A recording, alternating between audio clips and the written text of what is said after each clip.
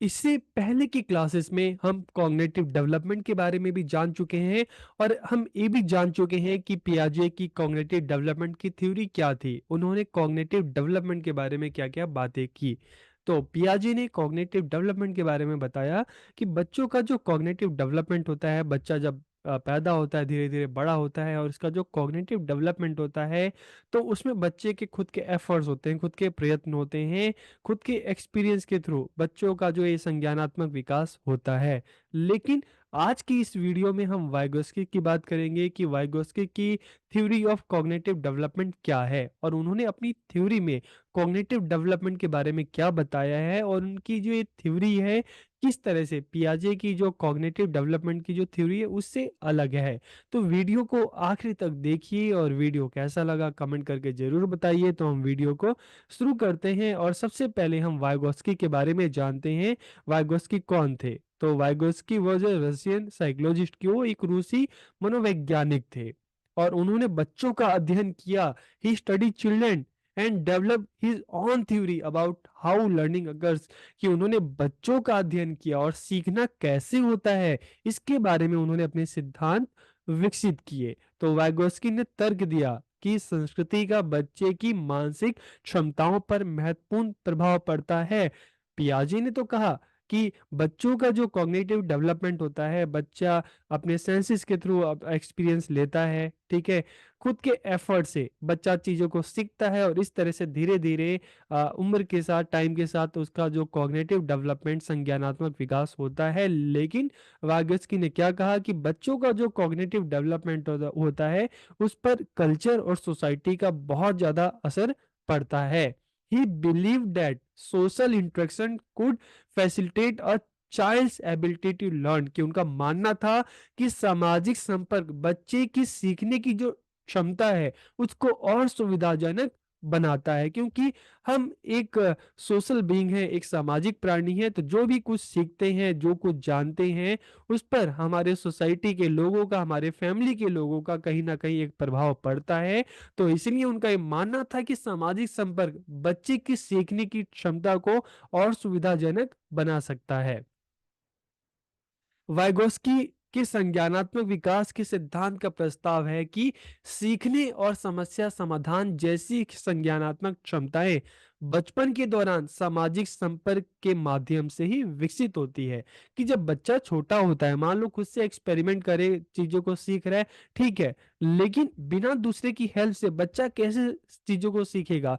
उसको कैसे पता चलेगा कि सही क्या है, गलत क्या है, कौन सी चीज कैसे करनी है, कैसे बोलना है? तो इसलिए वाइगोस्की ने बोला कि बच्चे का जो एक कॉग्निटिव डेवलपमेंट हो रहा है, जो संज्ञानात्मक विकास हो रहा है, इस पर कहीं ना कहीं जो कल्चर है, जो सोसाइटी है, जो बच्चे के आसपास के जो लोग हैं, उसका असर बच्चे पर पड़ रहा है। एक छोटा बच्चा है, वो अपने पेरेंट्स को देख के ही तो सीखता है। पेरेंट्स बच्चों को बोलना सिखाते हैं तो बच्चा धीरे धीरे बोलने लगता है। तो इसलिए वाइगोस्की के जो संज्ञानात्मक विकास का जो सिद्धांत है उसका प्रस्ताव है कि सीखने और समस्या समाधान जैसी संज्ञानात्मक जो क्षमताएं हैं बचपन के दौरान सामाजिक संपर्क के माध्यम से विकसित होती है। तो सामाजिक संपर्क का मतलब है कि बच्चा अपने परिवार के लोगों से, ठीक है, अपने आसपास के लोगों से जुड़ता है, उनसे बात करता है, चीजों को सीखता है। तो इस तरह से उसकी लर्निंग होती है। According to Vygotsky, culture and environment play a significant role in cognitive development, की संस्कृति और पर्यावरण संज्ञानात्मक विकास में महत्वपूर्ण भूमिका निभाते हैं। उनका मानना था कि संज्ञानात्मक विकास, कॉग्निटिव डेवलपमेंट के लिए दूसरों के साथ सामाजिक जो संपर्क है वो आवश्यक है। और इसका उदाहरण उन्होंने क्या दिया कि अधिक जानकार द्वारा बच्चों को कुछ करने के तरीके के बारे में निर्देश देने से बच्चा नए कौशल सीखेगा और नए कौशल विकसित होगा, ठीक है। तो एक उदाहरण के लिए छोटा बच्चा है, ठीक है, वो स्केटिंग सीखता है, ठीक है, तो अपने आप से कोशिश करता है, बार बार गिर जाता है, ठीक है।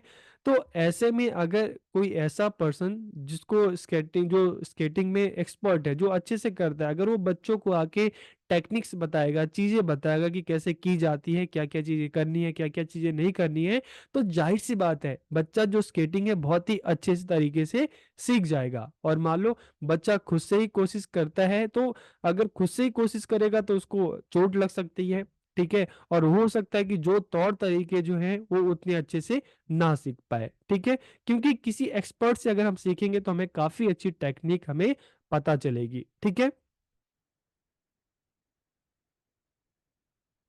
उनका मानना था कि पारस्परिक निर्देश के बिना बच्चों का दिमाग बहुत आगे नहीं बढ़ पाएगा, क्योंकि उनका ज्ञान केवल उनकी अपनी खोजों पर आधारित होगा। तो इसीलिए अगर किसी को आगे बढ़ाना है, किसी किसी को सही दिशा दिखानी है, ठीक है, तो उसके लिए एक अच्छा गाइडेंस होना बहुत जरूरी है। और वो गाइडेंस कौन देगा और निर्देशन कौन देगा? बच्चे के आसपास के जो लोग हैं, उसके पेरेंट्स हैं, उसके नेबरहुड हैं, बच्चे के जो टीचर्स हैं, वही सही दिशा बच्चों को दिखा सकते हैं। क्योंकि बच्चा अपने आप से कोशिश तो करेगा, लेकिन वो फिर केवल अपने आप तक ही सीमित रह जाएगा।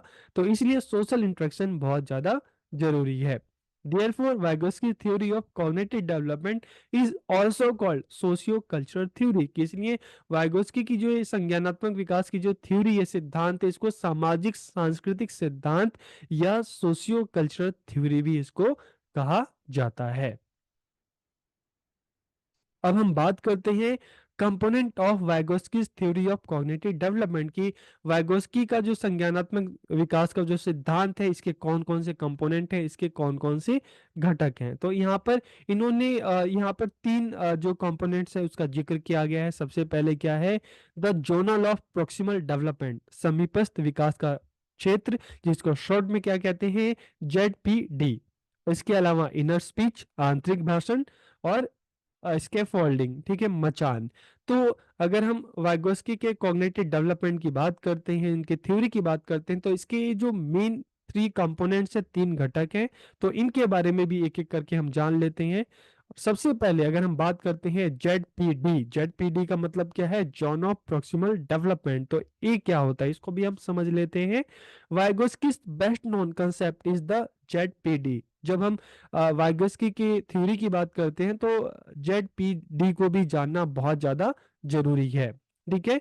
तो ZPD बच्चों को अधिक जानकार अन्य लोगों से जानकारी प्राप्त करने की अनुमति देता है। तो ये ZPD क्या कहता है, ठीक है, कि कोई भी चीज बच्चा मान लो खुद से कर सकता है, लेकिन जब उसको उस फील्ड के एक्सपर्ट से और अगर गाइडेंस सही से मिलेगी तो बच्चा वो चीजें और बढ़िया तरीके से कर सकता है। उदाहरण के लिए देखिए, अगर हम बात करें सचिन तेंदुलकर, ठीक है, अपने आप में हम कहते हैं कि गॉड ऑफ क्रिकेट, लेकिन उनके भी तो कोच थे, ठीक है, आचरेकर जी, जिनके गाइडेंस में उन्होंने अलग अलग टेक्निक सीखी, ठीक है, और आगे चलकर अपने जो भी आप कह सकते हो कि कमियां थी, उसको दूर करके एक महान प्लेयर बने। तो ठीक है, एक टीचर है, एक स्टूडेंट की अगर हम बात करें, ठीक है, हो सकता है कि बहुत इंटेलिजेंट हो, ठीक है, चीजों को अच्छे से पढ़ता हो, जानता हो, लेकिन उसको भी गाइडेंस की जरूरत होती है। वो भी अक्सर जब प्रॉब्लम में होता है तो टीचर्स के पास हेल्प के लिए जाता है। तो यहाँ पर क्या कहा गया है कि ZPD बच्चों को अधिक जानकारी या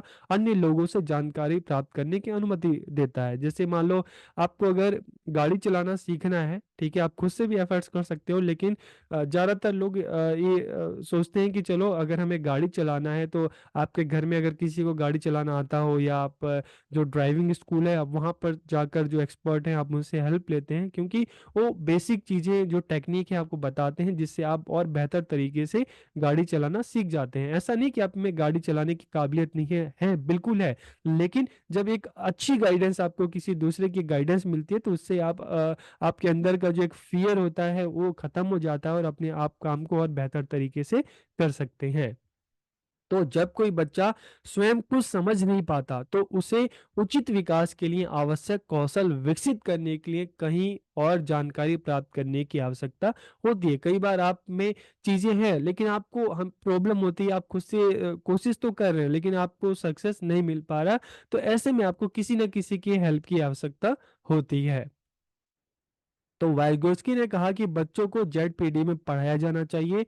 जो तब होता है जब वे किसी कार्य को लगभग पूरा कर सकते हैं लेकिन सहायता के बिना अपने दम पर पूरा नहीं कर सकते, उसमें उनको किसी ना किसी की हेल्प चाहिए होती है। A good teacher identifies a child's JPD and help the child stretch beyond it। कि एक अच्छा शिक्षक देखता है, बच्चों को देखता है, बच्चों को जानता है, और तो वो बच्चों के बारे में मतलब ये जानता है कि बच्चों को कहाँ पर हेल्प की जरूरत है, तो बच्चों को कहाँ पे गाइड करना है।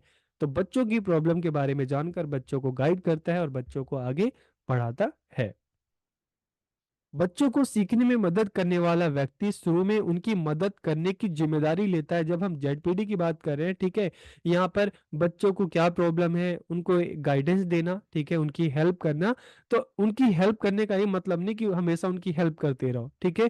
चाहे कोई टीचर है, चाहे कोई इंसान है, स्टार्टिंग में, ठीक है, मान लो जो आपको अगर कहीं से गाड़ी सीखना शुरू कर रहे हैं, किसी ड्राइविंग स्कूल में गए, तो ड्राइविंग स्कूल वाला साल भर तक आपको थोड़ा सिखाता है, आपको हफ्ते 2 हफ्ते आपको बेसिक चीजें बताता है, टेक्निक बताता है। उसके बाद धीरे धीरे स्टार्टिंग में तो आपको आपके साथ बैठकर उस चीजों को सिखाता है, लेकिन धीरे धीरे जब आप सीखने लगते हैं, ठीक है, तो क्या करता है, स्टार्टिंग में जितनी हेल्प करता है बाद में थोड़ी थोड़ी कम करते करते, और एक टाइम ऐसा आता है कि आप सीख जाते हैं तो आप अकेले ही गाड़ी चलाने लगते हैं। तो बच्चों को सीखने में मदद करने वाला व्यक्ति शुरू में उनकी मदद करने की जिम्मेदारी लेता है, लेकिन धीरे धीरे यह जिम्मेदारी बच्चों पर डाल देता है कि चलो अब तुम सीख गए हो, अब तुम खुद से चीजों को करो। एक बार जब बच्चा किसी कार्य में महारत हासिल कर लेता है तो जिम्मेदार वयस्क बच्चों को सीखने में मदद करने के लिए निकटतम विकास के अगले क्षेत्र का पता लगा सकता है। मान लो ड्राइविंग है, आप ड्राइविंग चलाना सीख गए, एक बच्चा है उसकी मैथ्स की प्रॉब्लम है, वो चीजें सॉल्व हो गई, वो सीख गया, वो अपने आप से मैथ्स की जो प्रॉब्लम है खुद से सॉल्व कर लेता है, बच्चा इस काबिल हो गया। तो अब कोई दूसरा एरिया, मान लो बच्चों को लैंग्वेज में प्रॉब्लम है, उनको सोशल साइंस में प्रॉब्लम है, उनको साइंस में प्रॉब्लम है, तो किसी दूसरे एरिया पर बच्चों के साथ काम किया जा सकता है, उनकी हेल्प करके उनको आगे बढ़ाया जा सकता है। यदि कोई बच्चा किसी वयस्क की सहायता से भी किसी कार्य में महारत हासिल नहीं कर सकता, मान लो कोई चीजें सीखने में बच्चों को प्रॉब्लम हो रही है, और अगर वो किसी टीचर की हेल्प ले रहा है, किसी एक्सपर्ट की हेल्प ले रहा है, फिर भी वो चीजों को नहीं सीख पा रहा, नहीं जान पा रहा, तो इसका मतलब है कि जो चीजें वो सीखने की कोशिश कर रहा है उसका कठिनाई का जो लेवल है वो ज्यादा है, तो कहीं ना कहीं उस लेवल को कम किया जाना चाहिए। एक जिम्मेदार वयस्क के मार्गदर्शन से एक बच्चे को दिखाया जाता है कि साइकिल कैसे चलाई जाती है, ठीक है। एग्जाम्पल के लिए कि आ, हम छोटे बच्चे क्या है कि साइकिल लेकर छोटे बच्चों को तो साइकिल चलाने ही नहीं आती, तो अक्सर पैडल मारते रहते हैं, ठीक है। तो कोई ना कोई एक एक्सपर्ट, चाहे उनके पेरेंट्स हो सकते हैं, चाहे आसपास के लोग हो सकते हैं, वो क्या करते हैं, वो बच्चों को सिखाते हैं कि भाई तुम्हें साइकिल कैसे चलानी है। और बच्ची में ऐसा नहीं कि बच्चा साइकिल चला नहीं सकता, उसमें साइकिल चलाने की क्षमता तो है, लेकिन वो साइकिल को कोशिश तो कर रहा है लेकिन चला नहीं पा रहा, तो ऐसे में उसको किस क्या चाहिए, उसको गाइडेंस चाहिए, उसको किसी न किसी की हेल्प चाहिए, ठीक है। तो इस कौशल को सीखने के लिए उन्हें सामाजिक संपर्क और मार्गदर्शन की आवश्यकता होती है, किसी दूसरे की हेल्प की आवश्यकता होती है, ठीक है। तो इस तरह से क्या होता है, बच्चा साइकिल चलाना सीख जाता है। तो इसे ही हम क्या कहते हैं, ZPD, कि बच्चा है उसमें क्वालिटी है, उसमें हुनर है, लेकिन बच्चा वो काम खुद से नहीं कर पा रहा, तो ऐसे में उसको किसी ना किसी की हेल्प की जरूरत है। और हेल्प करने वाला भी स्टार्टिंग में बच्चों की हेल्प करता है, लेकिन जब बच्चा धीरे धीरे खुद से सीख जाता है तो हेल्प करने वाला जो है वो बच्चों को छोड़ देता है कि हाँ बच्चा खुद से वो चीजें कर लेगा, ठीक है। तो उसे हम ZPD कहते हैं। और फिर हम इनर स्पीच की बात करते हैं, आंतरिक संभाषण की बात करते हैं। तो अक्सर आप खुद से बात करते हैं, ठीक है। अक्सर जब आप चुप बैठते हैं तो अंदर ही अंदर आप खुद से बात कर रहे होते हैं। तो do you ever talk to yourself, क्या आपने खुद से बात की है? ऐसा तब होता है जब आप किसी समस्या से जूझ रहे हो, कुछ याद करने की कोशिश कर रहे हो, या किसी स्थिति के बारे में बहुत ही भावुक महसूस कर रहे हो। तो जब आप शांत रहते हैं और इस तरह की कोई प्रॉब्लम होती है, कुछ सोच रहे होते हैं, तो अक्सर आप क्या करते हैं, खुद से बातें करते हैं। तो वाइगोस्की का मानना था कि बच्चे समस्याओं को सुलझाने या विचारों को स्पष्ट करने के लिए खुद से बात करते हैं। कि कोई समस्या है तो खुद से आप बात करोगे, यार ये समस्या कैसे दूर करें, इस तरह से दूर करें, उस तरह से दूर करें। तो जो ये आवाज आपके अंदर से आती है, इनर स्पीच, ठीक है। तो वाइगोस्की ने इसे आंतरिकरण कहा है। It is an important force in cognitive development, की संज्ञानात्मक विकास का एक बहुत ही महत्वपूर्ण आप कह सकते हो कि शक्ति है, पावर है। एक छोटा बच्चा अपने विचारों को जोर से बोल सकता है, लेकिन एक बार जब वो बड़ा हो जाता है तो क्या करता है, वो जोर से बोलता है नहीं, वो अपने विचारों को आत्मसात करने का कौशल विकसित कर लेता है। मतलब अपने जो विचार हैं अंदर ही अंदर वो खुद सोचता है, खुद को बताता है, खुद को समझाता है किस तरह से प्लानिंग करनी है, किस तरह से उसको इम्प्लीमेंट करना है। तो जो इनर स्पीच है बच्चे के अंदर चलती रहती है, और इस तरह की जो स्पीच है बच्चों के फ्यूचर की प्लानिंग बनाने के लिए, समस्या को सॉल्व करने के लिए काफ़ी हेल्पफुल रहती है। तो एक बार जब बच्चा, अब इस तरह से भी हम देखते हैं कि एक बार जब बच्चा गिनती करना सीख जाते हैं, तो जब उनसे 4 और 2 जैसी कोई भी चीज जोड़ने के लिए बोला जाता है तो वे उत्तर जानने के लिए अपने दिमाग में ही गिनती करते हैं। ठीक है। तो जब छोटे होते हैं बच्चे तो चिल्ला चिल्ला के बोलते हैं, लेकिन जब बड़े हो जाते हैं तो कोई भी इस तरह की काउंटिंग करना होता है, माइनस प्लस करना होता है, तो ये चीजें हम क्या करते हैं, मन में ही करते हैं। इसी को हम क्या कहते हैं, इनर स्पीच। फिर हम बात करते हैं स्केप फोल्डिंग की बात करते हैं। तो जब हम स्केप फोल्डिंग की बात करते हैं, ठीक है, तो वाइगोस्की ने तो जेड दिया था, तो स्केप फोल्डिंग क्या है, तो ये भी जेड जैसा ही है, लेकिन ये है क्या, तो मचान, या हम जब स्कैफोल्डिंग की बात करते हैं मूल रूप से वाइगोस्की द्वारा प्रस्तावित शब्द नहीं था, तो इस शब्द को वाइगोस्की ने नहीं दिया था। फिर किसने दिया था इसको, जो अन्य सिद्धांतकार थे उन्होंने प्रस्तावित किया था, जिन्होंने उनके काम पर काम किया। वाइगोस्की के बाद उनकी थ्योरी पर जब आगे चल के और साइकोलॉजिस्ट ने काम किया, तो उन्होंने जो ये जेडपीडी की जो हम बात कर रहे हैं, ठीक है, इसको एक नए शब्द से संबोधित किया, और वो शब्द क्या था, स्कैफोल्डिंग। ठीक है। तो अगर हम स्कैम फोल्डिंग की बात करते हैं, तो यह वह गतिविधियां जो वयस्क या शिक्षक बच्चों को समीपस्थ विकास के क्षेत्र, जिसको हम जेडपीडी कह रहे हैं, में किसी भी कार्य में महारत हासिल करने में मदद के लिए प्रदान किया जाता है।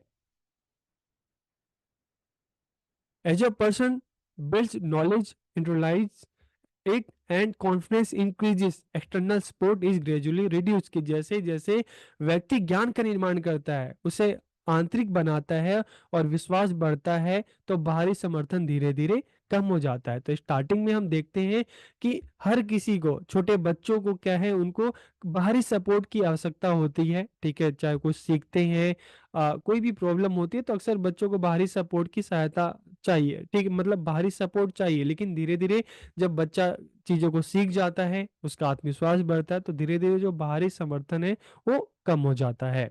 ठीक है। एग्जाम्पल भी है कि अपना ड्राइविंग टेस्ट पास करने के बाद, ठीक है, जब आप खुद से गाड़ी चलाना सीख जाते हैं, तो आपको किसी भी जो साथ में जो सपोर्ट के लिए आपके होते हैं, जो एक्सपर्ट होते हैं, उनकी सहायता की आपको जरूरत नहीं पड़ती, क्योंकि आप खुद से ही गाड़ी चलाना सीख जाते हैं। तो स्केप फोल्डिंग की बात करते हैं, तो आगे चलकर जो वाइगोस्की की जो थ्योरी है उस पर जिन साइकोलॉजिस्ट ने काम किया, तो जेड जो है, इसके लिए उन्होंने एक नया जो शब्द आप कह सकते हैं स्केप फोल्डिंग का यूज किया। अब हम बात करते हैं कि वाइगोत्स्की की जो थ्योरी है इसके एजुकेशनल इम्प्लीकेशन क्या क्या है। तो the theory encourages parents, education system and children to reach their full potential, कि ये सिद्धांत माता पिता, शिक्षा प्रणाली और बच्चों को उनकी पूरी क्षमता तक पहुंचने के लिए प्रोत्साहित करता है।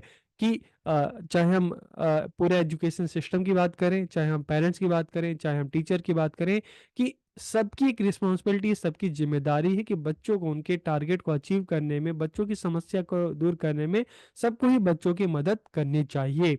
यह सिद्धांत ज्ञान के स्तर को बढ़ा सकता है और संज्ञान, विचार और व्यवहार को विकसित कर सकता है। ठीक है। तो इस अगर थ्योरी के थ्रू क्या हो सकता है कि अ, चाहे हम सोशल की बात करें, चाहे हम कल्चर की बात करें, तो इस तरह से बच्चों को सपोर्ट देकर, ठीक है, उनकी समस्याओं को दूर करके उनको ज्ञान को बढ़ाया जा सकता है, उनके व्यवहार को, उनके विचार को और बेहतर बनाया जा सकता है। सिद्धांत को बच्चों के विकास में लागू करने से बच्चों में बचपन में मजबूत दोस्ती विकसित हो सकती है, बच्चों का आत्मविश्वास बढ़ सकता है, उनका सकारात्मक मानसिक स्वास्थ्य, आत्मसम्मान और जो टीम वर्क है, ठीक है, ये सारी चीजें बेहतर हो सकती है, और जो बच्चे हैं, जो वयस्क हैं, जीवन में सकारात्मक रिश्ते बना सकते हैं बड़े होकर। तो इससे क्या है कि बच्चों की नॉलेज भी बढ़ाई जा सकती है, उनका कॉन्फिडेंस भी बढ़ाया जा सकता है, उनकी जो पॉजिटिव मेंटल हेल्थ है जो सेल्फ एस्टीम है, जो टीम वर्क है, सारी चीज़ें बच्चों में डेवलप की जा सकती है। तो वाइगोस्की ने जब अपनी कॉग्निटिव डेवलपमेंट की जो थ्योरी दी, तो इसमें उन्होंने सोशल इंटरेक्शन, सोशल कल्चर, इसको बहुत ही महत्वपूर्ण माना बच्चों के कॉग्निटिव डेवलपमेंट के लिए। तो आपको ये वीडियो कैसा लगा कमेंट करके ज़रूर बताइए। आप सबका बहुत बहुत धन्यवाद।